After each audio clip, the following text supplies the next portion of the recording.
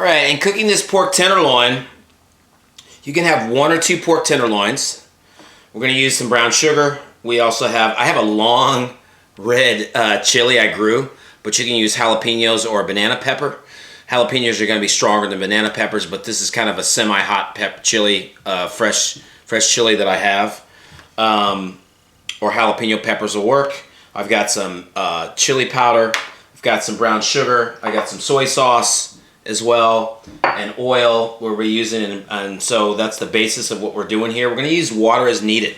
So first we're going to clean up our pork tenderloins.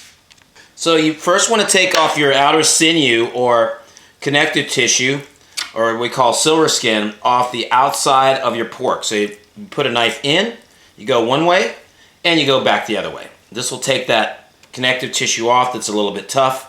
Of course, pork tenderloins are really tender, but we're going out this way and you want it back the other way. So you can get most of that connective tissue off of your pork tenderloin. Just like that around. It's pretty cleaned up. You have a little fat on there. That's okay to have a little bit of fat. No worry about that. What's going to happen next is you're going to do slices of your pork tenderloin about a 1/4 of an inch pieces. We're going to go right along on an angle. You can go straight down too. We're going against the grain here. What we want to do, and making these slices down so you can see that size there. No more than a little more than a 1/4 of an inch is the max you want to do. You get all your slices of your pork tenderloin down, and you're going to put them into a bowl after you're done. So we'll put all those in, then we're going to start doing a little bit of seasoning on our pork tenderloin after we slice them up. Or you can turn it this way and slice down that way. Make sure when you're done with your cutting board, really rinse it really good, hot soapy water. Or if you have a cutting board you use for raw meat, then use that cutting board. All right, so those are our pork tenderloin pieces right there in the bowl, and we're gonna get ready to do some flavoring there. All right, so inside the bowl, we're gonna add our soy sauce. Also, we're gonna add our chili powder in there. Sprinkle that around, and what you're gonna do is you're gonna mix this well. You're going to let this sit around for about 30 minutes at least with your soy sauce, your chili powder. We're going to add the brown sugar a little bit later on. Get all that mixed in there and let it sit. We're going to add a little salt later on, but we're good just like that. And let this sit for at least a half an hour. All right? All right, we're going to take while our meat is marinating, we're going to slice up our chilies or peppers. See how hot that is. How hot is this? Could be really hot, I don't know. I grew this. But jalapenos or banana peppers won't be as hot. Depends on how much heat you want. If you want to use a habanero, you can, but that's super hot. So this got spicy, but this is going to be our heat. Oh boy. All right, there we go. So slice those jalapenos or whatever kind of peppers you have. And we're going to get a big skillet to heat up start searing our meat. All right, we have a skillet. We're going to turn it on to high heat. We're going to put about 2 to 3 tablespoons of oil right there in the pan. I've got some vegetable oil. You could use vegetable oil, grapeseed oil, whatever. Do not want to use olive oil.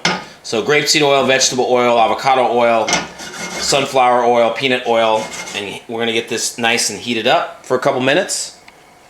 All right, we're going to start putting in our pork and spreading that out, start sizzling it. So you're going to lay out your pieces. If you have to do 2 batches, you can. You want to lay them out flat and kind of like pan searing them in the oil, not too much. If you find that it's too much oil, pour some out, okay? And our heat is on high. We're going to sear one side of these and then sear the other side, okay? I might pour a little bit of oil out here, but right now I'm going to get these going first. Basically, you're going to cook about 5 minutes on each side. That's all you need to do. Spread them out. If you need to do 2 batches, do 2 batches. Okay, I'm going to start flipping these over and keep cooking them. At least 5 minutes on each side.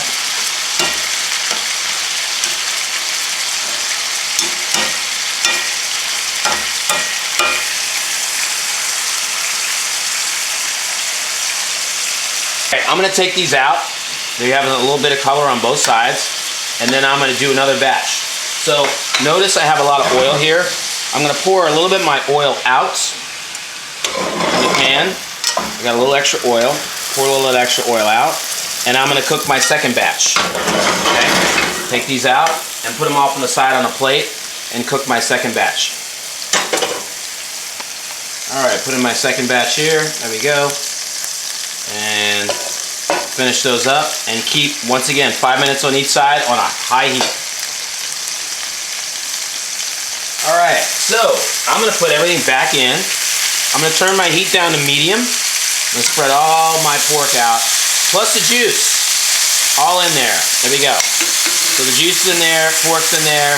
It's all spread out, okay? Now, I'm going to turn down to medium heat, or low heat, right? I'm going to put in my brown sugar. Spread my brown sugar all around.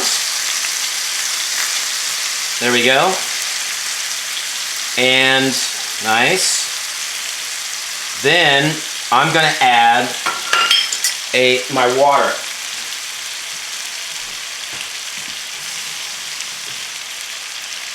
So, I'm putting in a half a cup of water, and I'm going to leave this on a low heat for about 10 minutes, spread out my pork, and also put my peppers in there all around. Spread my peppers in, low heat. You want a little bit of simmering. What's going to happen is your liquid's going to reduce slowly, and also we're going to put some sprinkle of salt in there.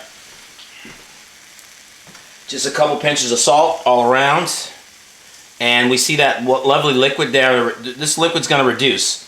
So we're talking about probably 5 to 8 minutes. You want to reduce, not all the way, but just this liquid to reduce by half with the brown sugar in there. So just about done there. Our liquid is reduced down. And you can see the liquid is concentrated. And you're ready to serve this up. Pork tenderloin doesn't take that long because it's a tender meat. And it's a lean cut, which is great, but it's also very tender.